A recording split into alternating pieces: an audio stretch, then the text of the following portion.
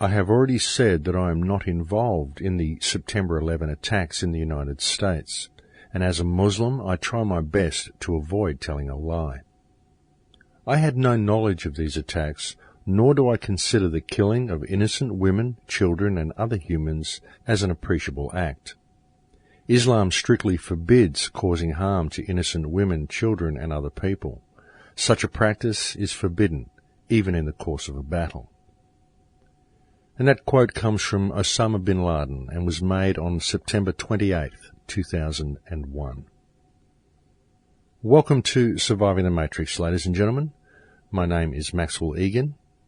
It's a pleasure to be with you once again, and I will be your host for the next hour. Well, my friends, the news of the day is certainly the alleged killing of Osama bin Laden by a United States SEAL team during one of the United States illegal excursions into Pakistan. The United States has, of course, been carrying out illegal bombing raids against Pakistan since as far back as 2005 and possibly even earlier. This is, of course, without war ever being declared upon Pakistan, so they've just been sort of going in there and indiscriminately bombing another country. And even though a lot of these raids have been conducted by the military, there's very little doubt that these are, in fact, covert CIA operations, and the CIA's main agenda has always been stirring up tension around the world and paving the way for military and economic takeovers by the banking cartel that controls the United States government. All carried out, of course, as always, under the guise of spreading freedom to the world. Yes, folks, it's amazing how free people become when they have bombs dropped on them. Frees them from pretty well everything, doesn't it, including life itself. Good old democratic freedom. Now, folks, this alleged killing of Osama bin Laden is almost too predictable. It's almost as if what's going on in life at the moment is turning into a B-grade movie. At least they tried to keep it A-grade for a little while, but this latest farce is just beyond a joke. Now, as I've said before, and as so many people have said, Osama bin Laden has been dead for a very long time, probably about 10 years. It's very likely that he died in December 2001, and the United States government has had his body on ice since then. I mean, perhaps they didn't even have him on ice because they are certainly not able to produce any body for us now to confirm that he was killed in the recent raid into Pakistan, because the United States government then proceeded to drop his body into the ocean. And of course, this is what you would do, isn't it, folks? I mean, it's perfectly natural that if you catch the most wanted man in the universe that the entire world has been waiting for you to catch for some 10 years, you would, of course, drop his body into the ocean before anybody can see it and refuse to show any photographs to the public. I imagine you would want to do this simply to confirm that the whole thing happened just the way you said. So you can see the wonderful logic of the United States government, and if there was ever any question that these are truly the most incompetently sociopathic morons that the human gene pool has ever degraded far enough to produce, then there's your evidence, folks. I mean, who writes this stuff, honestly? What are these people clutching at straws now for a script? I mean, it really does make you wonder. But yes, folks, in what was obviously an extremely well-timed and very staged event, they allegedly killed him and dropped his body into the ocean. And they probably did so simply to add their final insult to the Muslim community, as it is against Muslim tradition to bury people at sea.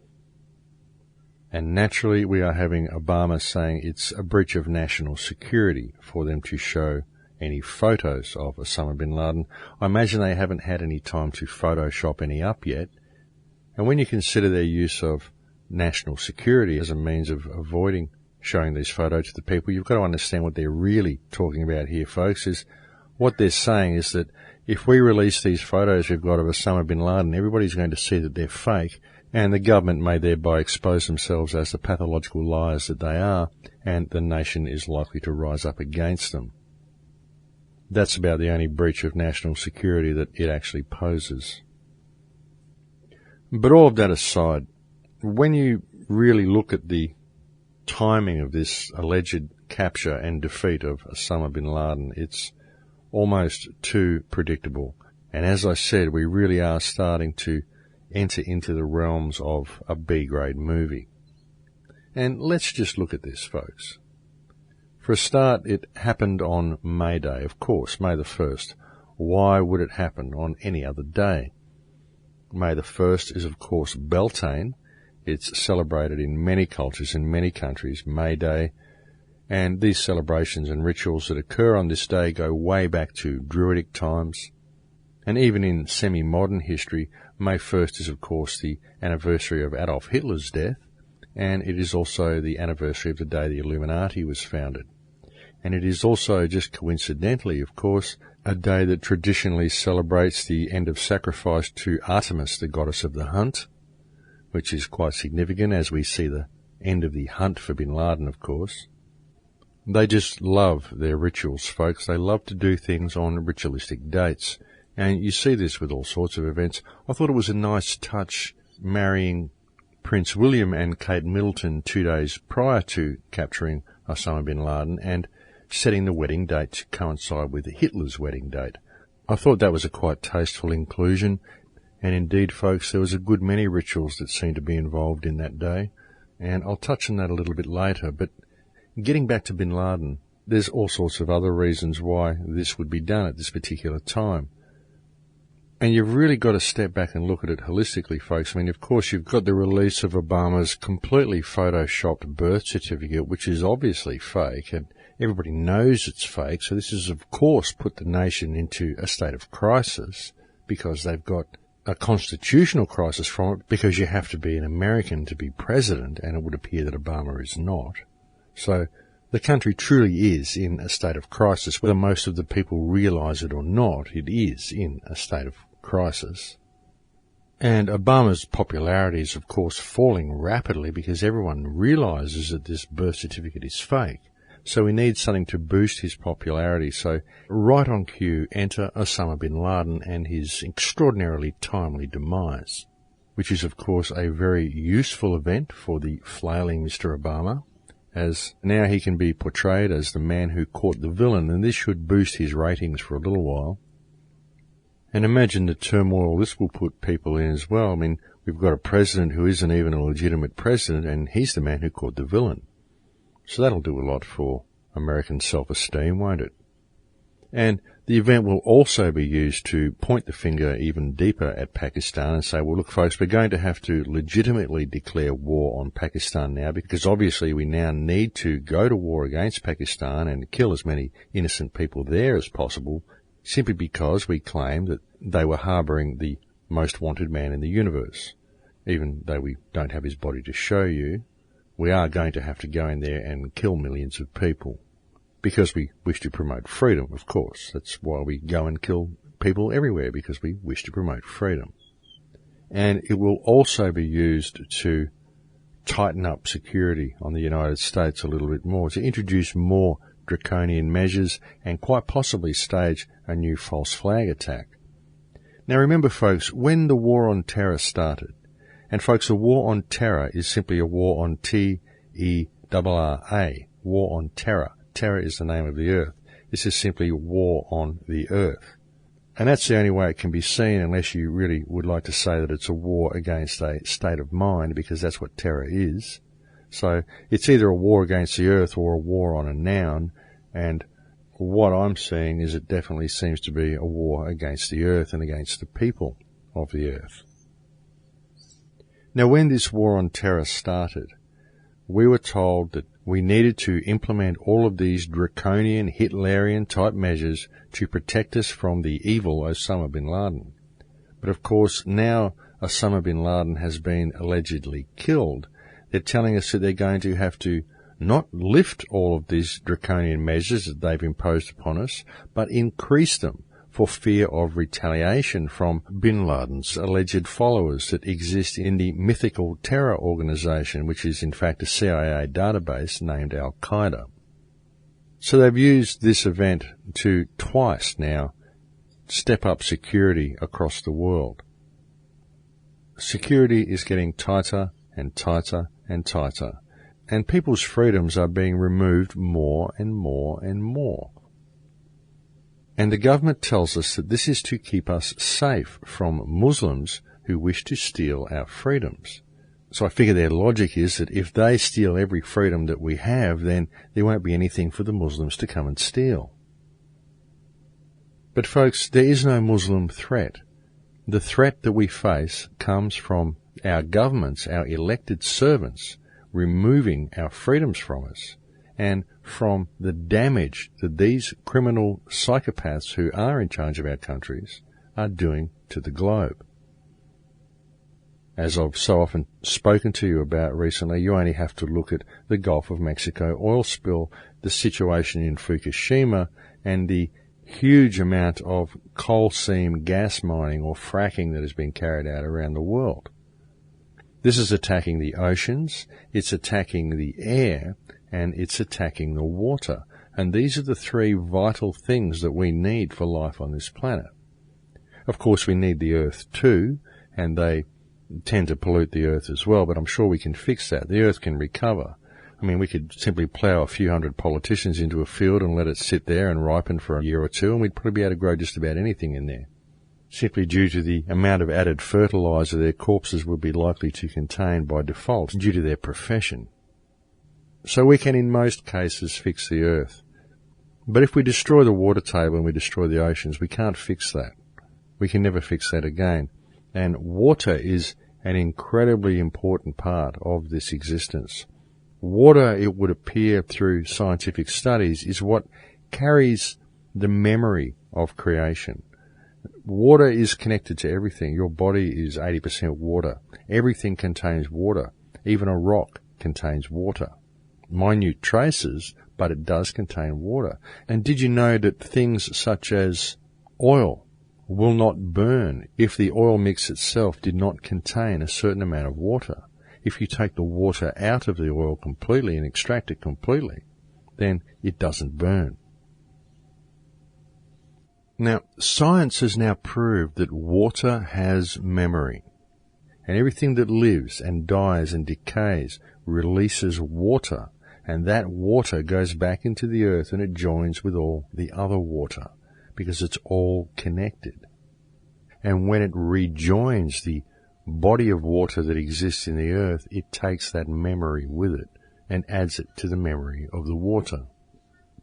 Water has memory, and it is all connected.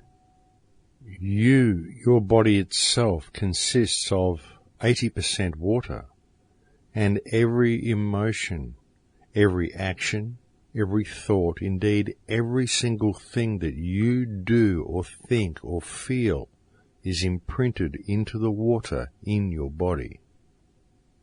When you die, that water returns to creation, and it takes that code, that memory code, with it. And that memory code becomes part of the water, and it affects creation on all levels from that point forward. This is the physical medium that transfers the energy from one life form through another and carries it through time. You see, the interaction is electrical, but the physical part of reality is water. Water is one of the most important things, if not the most important thing, in all of creation. And without water, there can be no life. And that's why I've been spending so much time lately talking about the issue of fracking. And you know something, folks? In many ways, I actually see fracking as a blessing, because now we are being presented with something right under people's noses that is destroying the water table on the planet. And I believe that this is an issue that can be used to unite the people of the planet. And once the people realize that fracking is simply a symptom of a larger problem, and they then turn to address not the fracking itself, but the cause of fracking, which is the system itself and the corrupt individuals within the system, then we may at last see a groundswell of people. Now, getting back to the rituals that we've seen enacted during this year's Beltane period, and if you don't understand what Beltane actually is, Beltane is an ancient pagan holiday. It actually goes way back to Druidic times. And during Beltane, what we see is a ritual celebrating rebirth. And this is the rebirth of spring, and pilgrimages to holy wells to make offerings and prayers to the spirits or deities of the wells were also traditional during Beltane and are usually part of the Beltane ritual. Now, what was played out during these ancient rituals was, as I said, tributes were paid to the wells, and we also saw the crowning of the May Queen and the May King, followed by a sacrifice.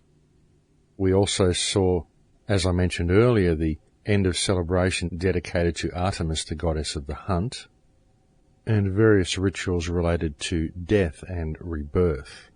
This, of course, relates to the death of the old season and, as I said, the rebirth of spring.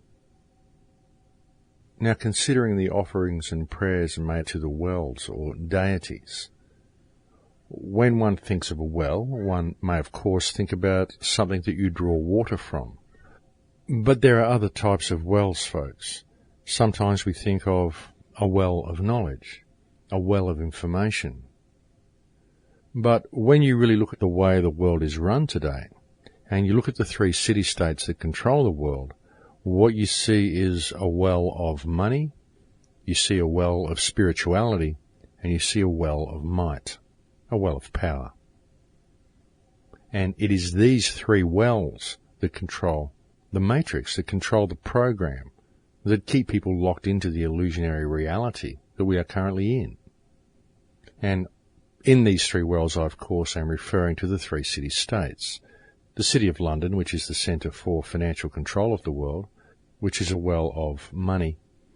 The City of Vatican, which is the global centre for spiritual control, which is, of course, a well of spiritualism. And the District of Columbia, which is a centre for military control, and here we have a well of might, or a well of power. And wouldn't it be very strange, folks, if we saw rituals and ceremonies and prayers and pilgrimages and offerings made to these 3 wells during Beltane of this year? And folks, when we have a close look at Beltane this year, what we find are some very interesting things indeed. Now, the May Queen and the May King and the sacrifice. What we see this year is that Kate Middleton married Prince William on April 29th, and this, just coincidentally of course, coincides with not only Hitler's wedding, but also with the celebration of St. Catherine of Siena becoming the May Queen. Now, after the May Queen is crowned, in this case Kate Middleton, traditionally 2 days later on Beltane, the white cake of the May Queen is cut and a piece is given out to all, but one piece has a black mark or stone on it, and the recipient of this piece, which is called the black cake, is the one who is crowned the May King. And then the lucky recipient of the black cake, the May King, is later sacrificed at the end of the ritual. And this is actually a sacrifice to the pagan god Baal. And I'll get back to that in a moment. But what we see here with this celebration of the May Queen taking place in London is an offering and a pilgrimage and reverence paid to London during this period. London, of course, being one of the wells or deities that controls the world. Now, regarding the ritual of death and rebirth, one of the things we saw take place in this period, just 2 days before the royal wedding on April 27th, was the appearance of President Obama's long-sought-after birth certificate. So here we see the renewing or rebirth of Obama's power as leader in Washington. And right on cue on Beltane this year, on May 1st, we also saw the rebirth of Pope John Paul when he was risen again from the grave and reborn as a saint and beatified in the Vatican. And we also saw Prince William, who was reborn into his new life with the May Queen.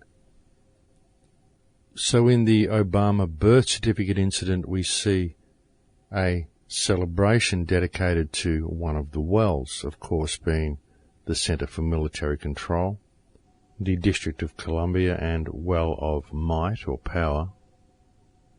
In the beatification of Pope John Paul to sainthood, we see a pilgrimage and prayers and offerings made to yet another of the wells in the form of Vatican, the well for spirituality, or at least for the control of spirituality.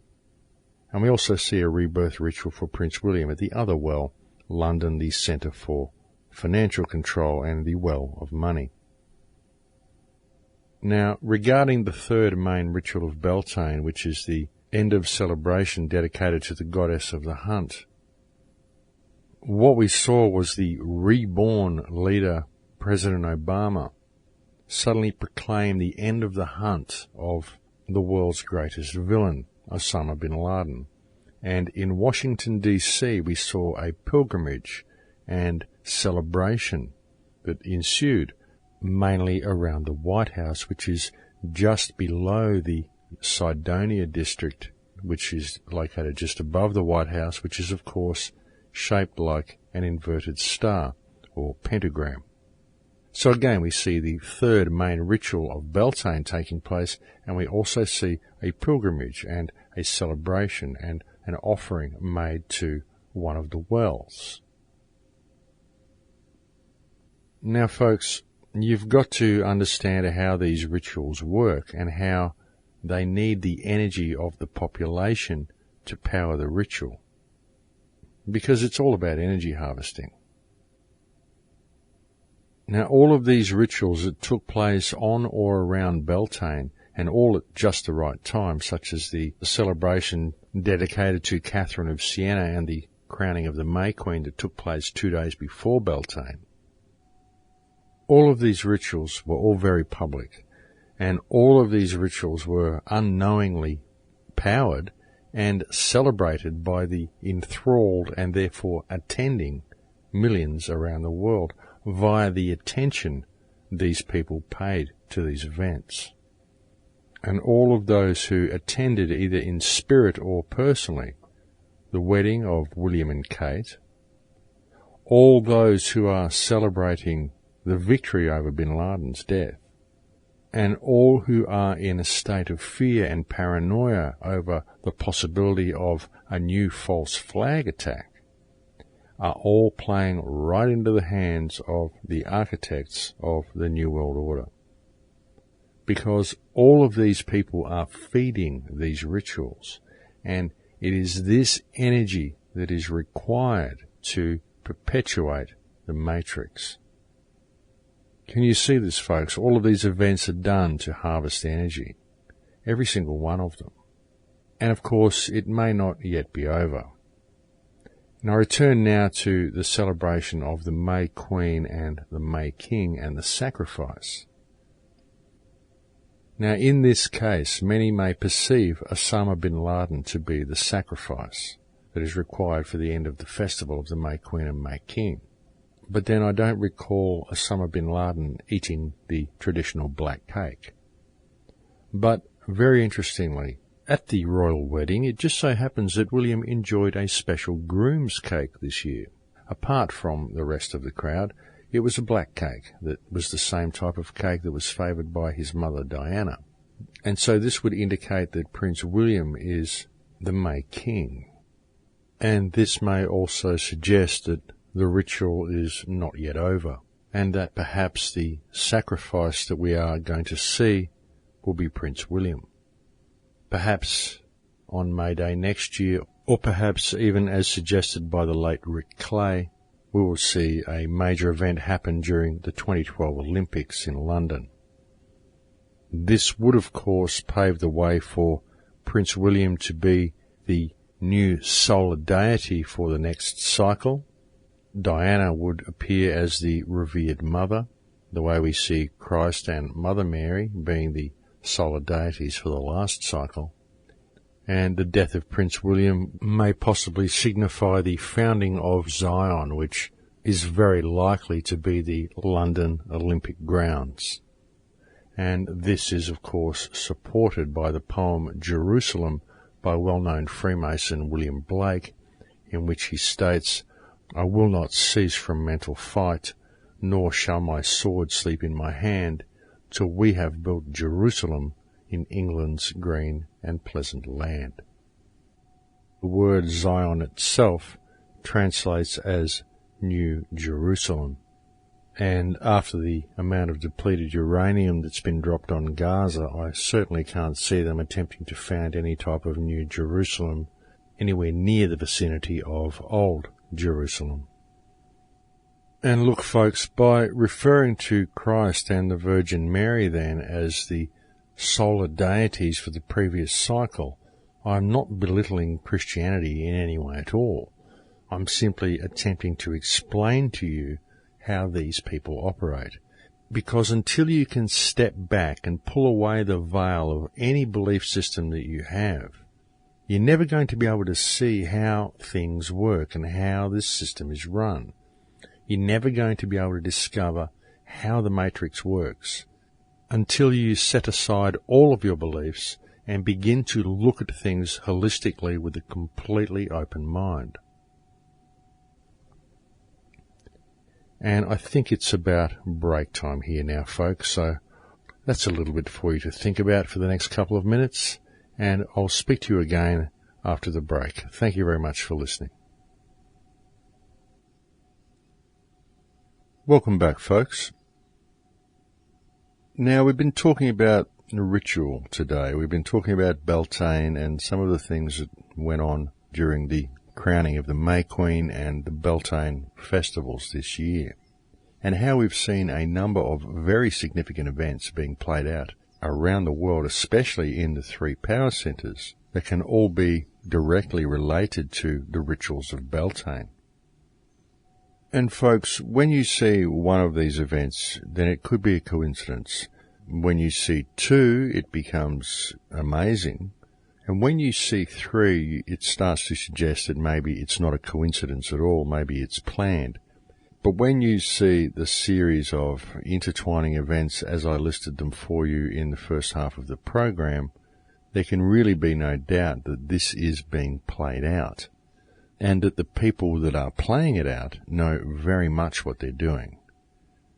Now, folks, they will tell you that I'm crazy for even thinking about these rituals. If you start talking about them, they'll tell you that you're living in fairyland and that you have an overactive imagination. And yet, you see before you all of these rituals. And this indicates that though these people tell you that this is all fantasy and kid stuff, it becomes very obvious that they themselves believe very much in what they are doing. And this becomes obvious simply due to the amount of trouble they go to enact these rituals at these particular times. I mean, these events could fall on any date, folks, but they always fall on these same ritualistic dates, and if you look at the event, what you see is the same ritual. It happens all the time. So there's no way that any of these events can be construed as simply interesting coincidences, because they're not. They're very, very planned, and there's a reason for it. And it's the same reason that everybody within this society is surrounded by corporate logos and esoteric symbolism, five-pointed stars, and all of the things that they plaster on billboards all around the place. And that is to keep people locked into the matrix. See, all of these things are energy rituals, folks, and as I've said to you so very often, we have a very large number of higher senses, and we use these senses in ways that we don't understand. Folks, it's really as if everybody's walking around with lobotomies. We're all simply zombies walking around, and we are completely unaware of our surroundings. And in fact, we've had our DNA and our pineal gland and our active centers within the body reduced to a state where we simply cannot even perceive the world around us. We simply don't have the active senses that are needed to decode the data. So we can't even perceive the information around us. It's as if you are a fish and you are swimming in a tank and you are unaware that there is anything outside of the tank. Or you're walking in the dark holding a flashlight and all you know is real is that you can see with the flashlight. And for you, that's your entire reality. You're walking through a landscape in a glass tube and all you can perceive is what is inside the tube and you are unaware that anything else exists outside of that. And this is almost exactly what's happening, folks, because there is an awful lot going on outside visible light that we simply don't have the means of decoding. We don't have the senses active that deal with this information. And this is a lot of what these rituals are about. It's to keep us locked into this false paradigm. You see, by simply giving these things our attention, what we do is we confirm the matrix, we confirm the hologram. And as I've often said, we interact with these rituals and these symbols and sigils in ways that we can't perceive, using senses that we don't know we have. The trick is becoming aware that this is what's going on, being aware that you are doing this, and being aware that you are speaking higher languages all the time. And the most common of these higher languages, one that you are actually half aware of, is the language of feeling and emotion, the language of the heart, the language of electromagnetism, that you speak to the surrounding field all the time via your emotional state. And this is extremely important, folks, that you are aware of this language, because emotion is something within humanity that has never been able to be suppressed. And this is because it can't be suppressed completely like our other higher senses, because emotion is needed to create the matrix. It's emotion and attention that creates the reality that we find ourselves in. It's where our attention goes and the emotional state we are in when it goes there. That's why I say it's not about not looking at what's wrong with the world, it's about looking at it in the right way, from the right energetic state. Most people say where attention goes, energy flows, and that's true to a certain degree, but it also very much depends on the emotional state as to how you are actually interacting with whatever it is you are giving your attention to. And so emotions are needed to create this reality, and they've never been able to be suppressed. All that can happen is it can be dulled. But it's always there. And if you become aware of your body, and if you become aware of the energy field around you, then you will notice that your emotions generate a physical feeling in your body, and they can generate a noticeable electrical field in a room. If you're a really happy, bubbly person, when someone walks into that room, they instantly feel lighter, they feel happier, they feel the energy that you are giving off. If you are in a very angry state or a very distressed state, then people will also feel that. Sometimes you'll walk into a room where people have just had an argument and you'll think, wow, you can cut the air with a knife in here. The feeling is tangible. And it's the same for any emotion. So once you become aware of this, and you become aware that you are physically manifesting change within your body through your emotion, and then you realize that you are also manifesting energetic change around you simply by the emotional state you're in, you can begin to notice different aspects of reality. You can begin to notice how reality changes when you are in a state of fear as opposed to what it's like when you're in a state of love. And you can start to become aware of the emotional state that you're in. And when you can begin to focus more on a vibration and a frequency of love, you find that you can open up your DNA. You can start to unlock higher senses. You can start to read energy in the room. And essentially you'll find that your entire life changes. And you can really start to do this and start to move yourself into this love vibration and away from the fear vibration simply by understanding what reality is. By understanding how the universe works, understanding how matter binds together, understanding that it is an electrical universe. Reality is just this substance connected by water, and it's the water that holds the memory of your experience and leaves it imprinted on earth. You take that experience with you energetically when you leave, and that becomes part of the field. Your physical experiences become part of the material field through the water. Your energetic experiences go back to the energy and become part of the energy that people draw into themselves to create new realities. And when you can look at this understanding, it becomes very difficult to fear anything, because you start understanding what reality is, and you start to realize that reality itself is quite literally up for grabs, because we could, by our collective manifestation and our collective consciousness, change this reality into whatever we want it to be. If we start giving to people, we start being loving with people and helping people and feeling connected to people, when we pass from this existence, that information is encoded into the water that was our bodies, and it goes back to the vast pool of water from which everything is created. The energy that we collected from the experience, the empathy and the compassion that we gained during our life, and what we gave to others, and the pleasure and love that we received back in return, this joyous, wondrous, giving energy also goes back to the energy field and replenishes the field, and then people have that to draw into themselves to create their reality. So the more we put into the field, both physically through the water and energetically via our emotions, the more we change reality.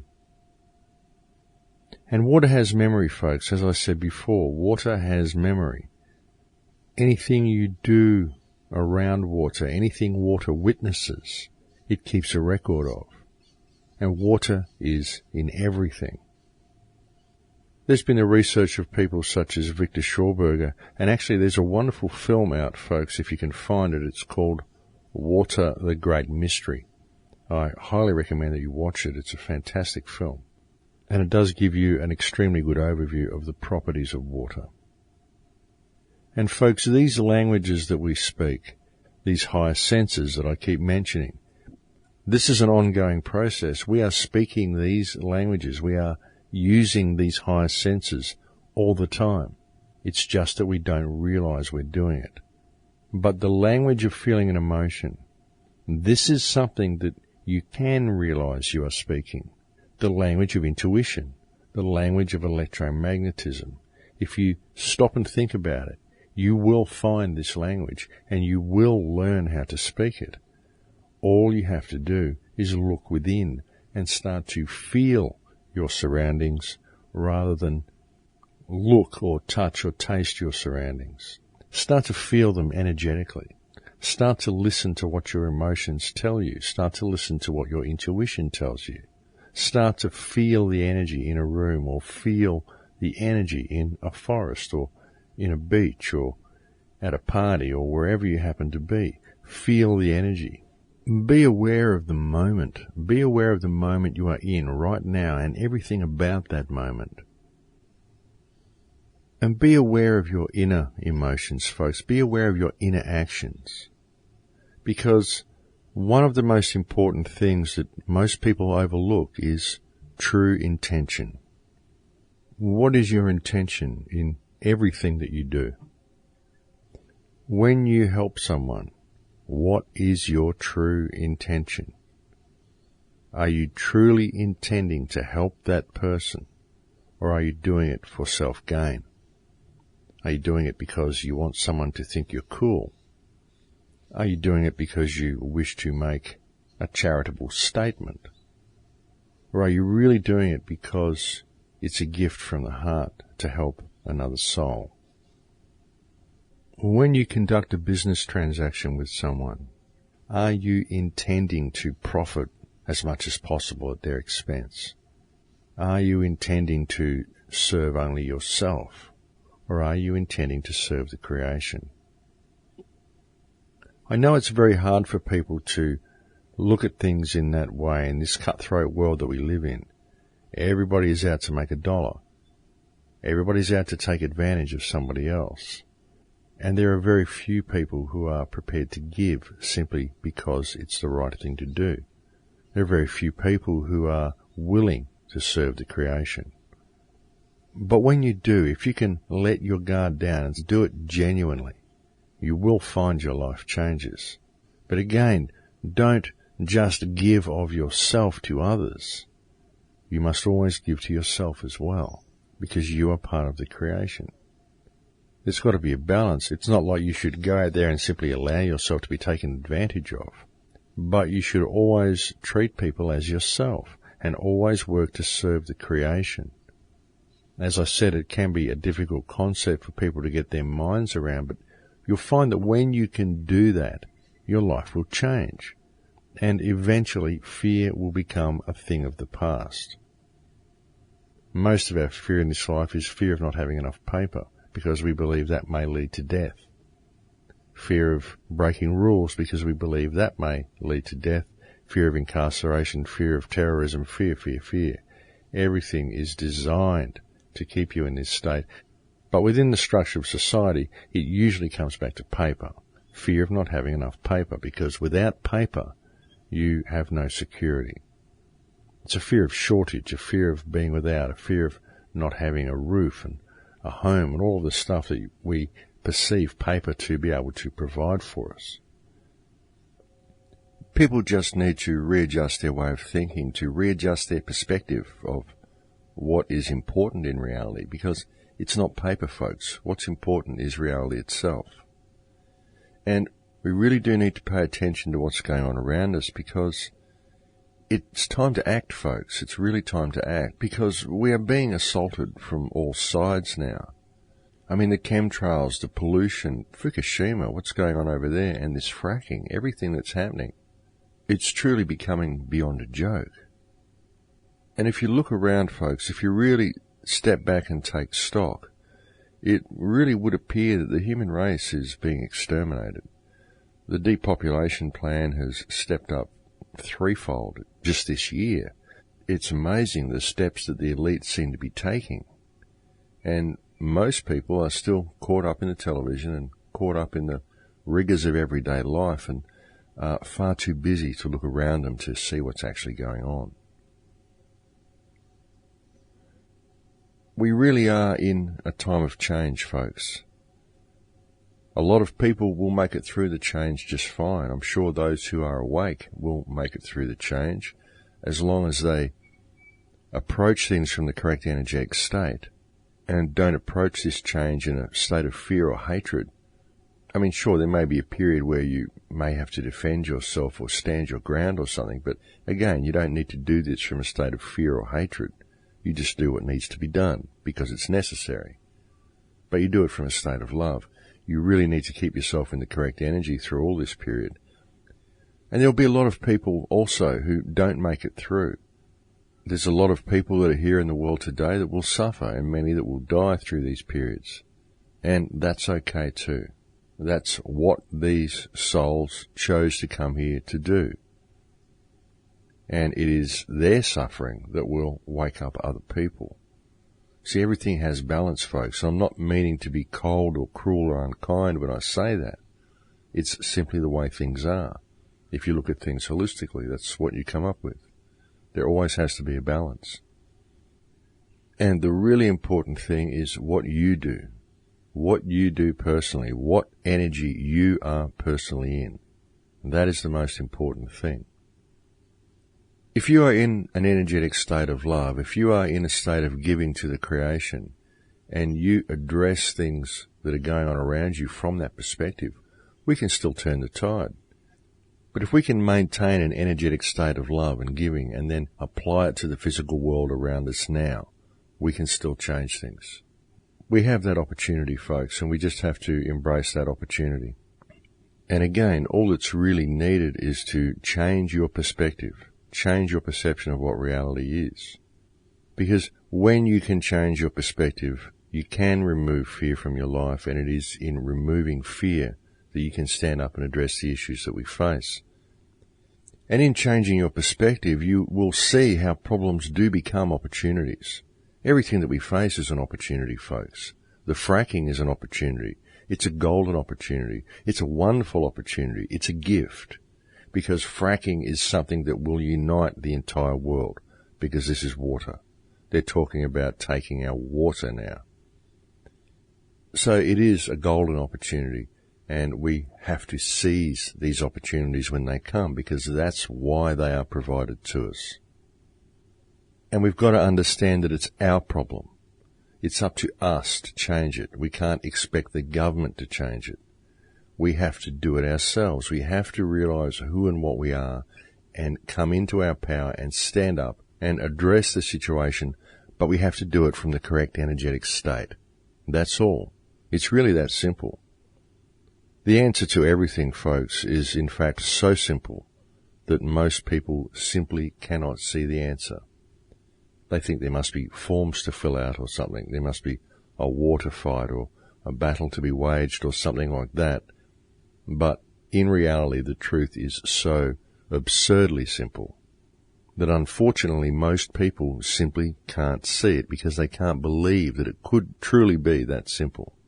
But it is that simple, and for me, that is probably the most frustrating part of all, folks, is the fact that it is so ridiculously simple.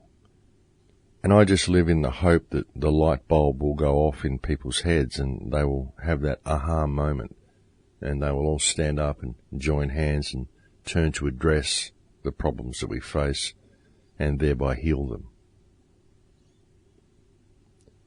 Well, we're getting pretty close to the end of the show here, folks. I know I've probably gone off on a few tangents again today. I think it is rather fascinating looking at the state of ritual that we are in at the moment, though. I think the whole Beltane ritual this year was fascinating that they would have gone to so much trouble to have such a big Beltane ritual this year. And I think that 2011 has already excelled itself. We knew it was going to be a big year, folks, and it certainly hasn't let us down in our expectations. They seem to have very much ramped up the chemtrails lately as well, folks. We've got a lot of chemtrails around here lately. I'm pretty protected here from all my orgonite. I recommend that you get some orgonite, folks, if you haven't looked into it already.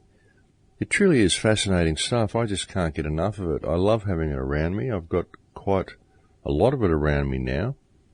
And if you do need to get some orgonite, you can go to the Crow House forums and look up a character on the forums called Monsoon. He will look after you with some good quality orgonite.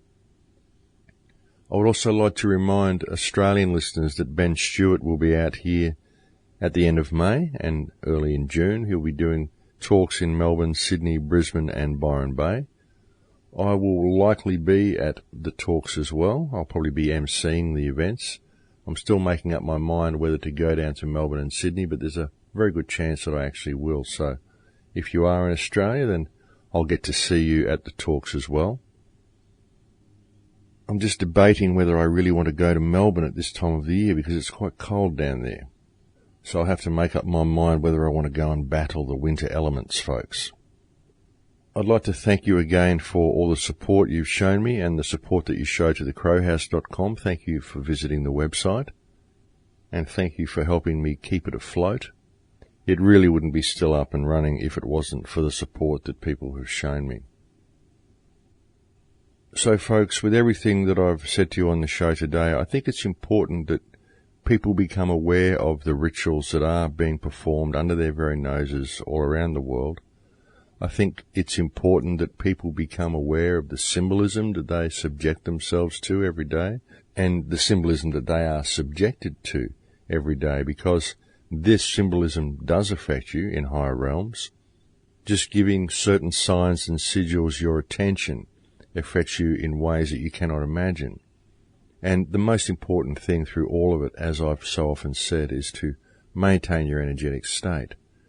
When you come in contact with other people, to treat them as yourself, to always love them, to always understand that even if they are acting in a polarized way, they're doing so because they have a misconception of reality, and usually for reasons that are not their own. It's usually that they've been trained to be that way because that's what our society does.